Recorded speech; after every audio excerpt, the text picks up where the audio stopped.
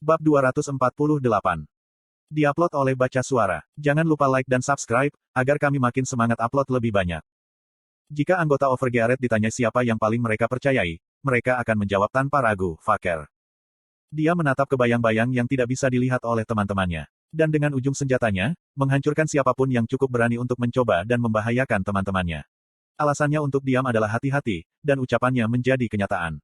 Kamu akan mati di sini hari ini. 5 menit setelah pertempuran dimulai, Faker akhirnya mengungkapkan diri. Kemarahan yang mengerikan muncul di wajah Bondre. Saat dia berseru. Faker, pria ini. Hanya 5 menit, jumlah waktu yang dibutuhkan untuk pergi ke kamar mandi. Itu dia. Selama periode waktu itu, 11 rekan Bondre terbunuh. Belati memiliki fungsi, menembus yang membuat perisai para mage tidak berguna. Apa yang kamu lakukan di sini? Bagaimana kamu memperkirakan jika kami akan melalui tempat ini? Tidak, bagaimana kamu tahu, jika kita akan menyerang Raiden? Apakah kamu menanam mata-mata? Mengintai. Tidak ada tenaga kerja yang cukup di Raiden untuk itu. Itu hanya kebetulan. Faker harus menghindari tatapan kekaisaran saat dia mengangkut para pengungsi. Dia memilih hutan anggur berduri sempit ini sebagai rutenya, dan bertemu dengan Ice Flower Guild. Ini bisa disebut keberuntungan. Apakah dia perlu menjelaskan semua ini kepada Bondre? Tidak. Wajah Bondre memerah, ketika Faker tetap diam. Bajingan sialan. Apakah kamu mengabaikanku sekarang? Kuacak-cacak. 6 pilar es muncul dari tanah. Dia telah menggunakan sihir es grade beberapa waktu lalu, untuk sepenuhnya menghancurkan hutan dan membuat Faker mengungkapkan dirinya. Itu adalah saat, ketika sihir dari tingkat yang sama terwujud. Bondre berdiri di udara dingin dan tersenyum sambil berkata. Ini adalah salah satu mantra yang aku siapkan untuk membunuh Grid. Bisakah kamu selamat? Ice Dragon's Fury, mantra es grade. 6 pilar es besar berputar-putar di udara seperti penerbangan naga. Aku akan membunuhmu, sebelum menginjak-injak Raiden. Kuak-kuak-kuak-kuang. 6 pilar es menyerang Faker dari segala arah. Daya, kecepatan, dan jangkauan. Tidak ada yang kurang. Satu-satunya kelemahan sihir ini adalah, jika dia mengkonsumsi sejumlah besar mana. Namun, itu tidak akan sepenuhnya menguras mana mage kelas atas. Selama kamuflasenya hilang, dia akan mati. Ayolah, orang yang mengambil peringkat ke-11 yang semula adalah posisiku. Petik 1. Bondre yakin akan kemenangannya. Dia tahu, dia bisa menetralkan kecepatan seorang Assassins dengan mantra sihir area luas. Jangan beri waktu Assassins untuk menghindar. Kekuatan area yang relatif lemah dibandingkan dengan skill kerusakan tunggal. Itu tidak masalah. Assassins memiliki HP yang rendah, seperti mage. Setelah terkena mantra, satu-satunya hasil adalah hah. Mata Bondre yang percaya diri bergetar, menolak untuk percaya tontonan itu berlangsung di depan mereka. Kiri. Kuajak. Kanan. Kuajajak. Pergi lagi. Kuakuang. Kali ini sudah habis. Sementara 6 pilar es berputar seperti bilah gergaji dalam blender, Faker bergerak begitu cepat, sehingga hanya Afteri Mage yang tertinggal. Bagaimana dengan udara dingin yang menyebabkan kecepatan turun? Seberapa tinggi agility Faker? Faktanya, itu bukan hanya masalah agility. Kecepatan tinggi yang tidak bisa dikontrol, mirip dengan memiliki kalung mutiara di leher babi. Tapi, Faker mengendalikan sepenuhnya kecepatan yang melampaui akal sehat. Tidak, itu bukan hanya di tingkat kontrol. Teman Tuhan, petik 1. Kontrol sempurna. Itu adalah senjata pengubah yang ia persiapkan untuk Raugel sejauh ini. Karena Bondre kaget, Faker mengucapkan terima kasih kepada Grid. Aku selalu mengagumi barang-barang yang kamu buat. Letter Armor Dewa Angin. Armor yang dibuat Grid berdasarkan metode produksi yang Faker peroleh. Awalnya, armor ini meningkatkan agility pemakainya sebesar 6% dan semua kecepatan sebesar 12%. Namun, rekreasi armor oleh Grid meningkatkan agility sebesar 8% dan semua kecepatan sebesar 15%. Susuk. Afteri Mage setelahnya meningkat.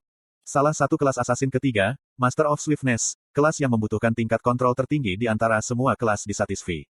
Setelah memakai item grid dan kontrol Faker, kemampuannya meningkat sebesar 200%. Luar biasa. 6 pilar secara bertahap kehilangan momentum, sementara kecepatan Faker meningkat. Siapapun yang melihatnya, mungkin merasa pusing. Anggota guild mencoba melemparkan sihir untuk membatasi gerakan Faker. Kotoran.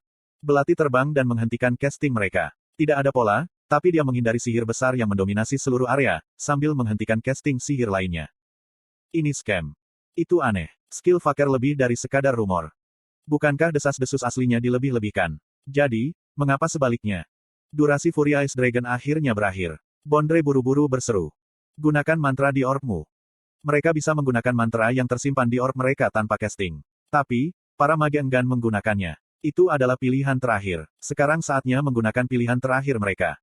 Slot iklan. Kamu bisa pasang iklanmu di sini. Pepeng. Pepeng. Kuajik. Kuajijijik. Sihir dengan semua jenis atribut segera muncul, dan ditujukan untuk Faker.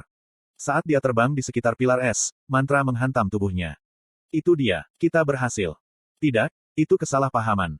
Sihir mereka telah mengenai bayangan, bukan tubuh Faker. Kondisi Faker relatif baik. Sialan ini. Bondre mengutuk, karena Faker hanya mengalami damage kecil. Dia memanggil casting ganda, dan menggunakan dua mantra pada saat yang sama. Kuwong. Setelah meminimalkan radius aktivitas Faker menggunakan penghalang es. Jejeok. Kemudian, dia membuka Ice Spider Web. Anggota guild lain melemparkan mantra pada saat yang sama. Apa yang akan dilakukan Faker sekarang? Kelas Master of Swiftness memiliki batas yang jelas. Itu tidak bisa bergerak melalui bayangan seperti Master of Shadows, juga tidak memiliki akil pertahanan. Satu-satunya keuntungan adalah kecepatan. Jadi, mungkin untuk menonaktifkan kelas jika kecepatan ditekan. Mengintip. Faker melemparkan bom asap. Karena asap tebal, Bondre dan para mage tidak dapat melihat Faker. Bondre tertawa. Kuhahaha, orang ini, kamu tidak bisa melakukan apapun dengan Ice Spider Web yang menekanmu. Para mage menggunakan sihir atribut angin. Embusan angin meniupkan layar asap, mengungkapkan Faker yang akan terjebak di Ice Spider Web. Kemana dia pergi? Bondre dan para mage tertegun. Bagaimana dia menyembunyikan dirinya di tanah datar, tanpa penghalang? Menyembunyikan itu. Jelas, jika Faker menggali terowongan untuk bersembunyi. Metode yang menyedihkan. Bondre menggunakan sihir deteksi. Petik 2. Keringat mengaliri pipi Bondre. Sihir deteksi mengatakan kepadanya, jika Faker ada di belakang punggungnya. Belati tajam mengarah ke leher Bondre. Pada saat yang sama, Faker merilis hoodie putih yang dikenakannya. Jubah sihir. Saat ini, Guild Ice Flower diingatkan, Faker adalah anggota Overgearet. Dengan kata lain, ini berarti jika Faker dilengkapi dengan kekuatan item. Kotoran. Bondre mengutuk, ketika belati itu tersangkut di lehernya. Di bawah terik matahari, bunga merah mekar di jaring laba-laba yang berkilauan. Buni-buni. Dia pernah menjadi game BJ terbaik di dunia. Jumlah rata-rata orang yang menonton siaran secara langsung mendekati 150.000. Tapi, itu adalah kisah masa lalu. Saat ini, rata-rata jumlah pemirsa turun menjadi 30.000. Untuk mengatasi krisis ini, perlu memperbarui pemirsa dan mendapatkan publisitas. Dia membutuhkan materi siaran baru, yang menarik perhatian orang. Materi yang lebih provokatif. Buni-buni menggunakan jaringannya dan dapat memperoleh informasi terbaik, jika 7 guild akan bersatu dan berusaha untuk menyerang Raiden.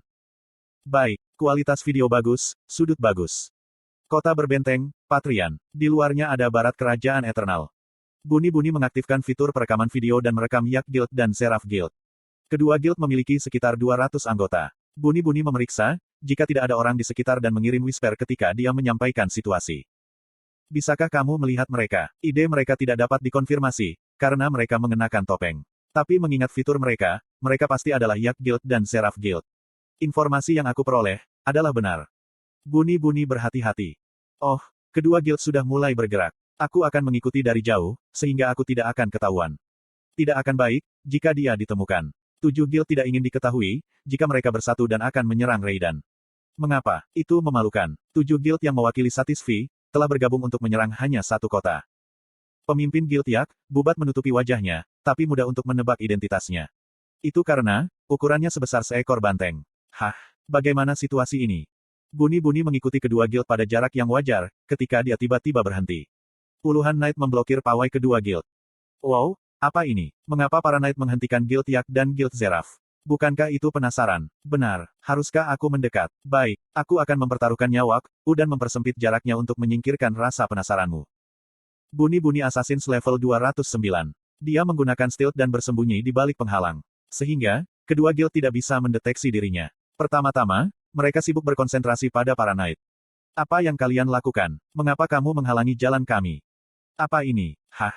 Anggota guild mempertanyakan para knight, tapi mereka tetap diam. Mereka berdiri seperti dinding besi, untuk memblokir anggota guild. Pada akhirnya, Bubat tidak tahan dan langsung maju. Kenapa kamu mencegah kami menggunakan gerbang?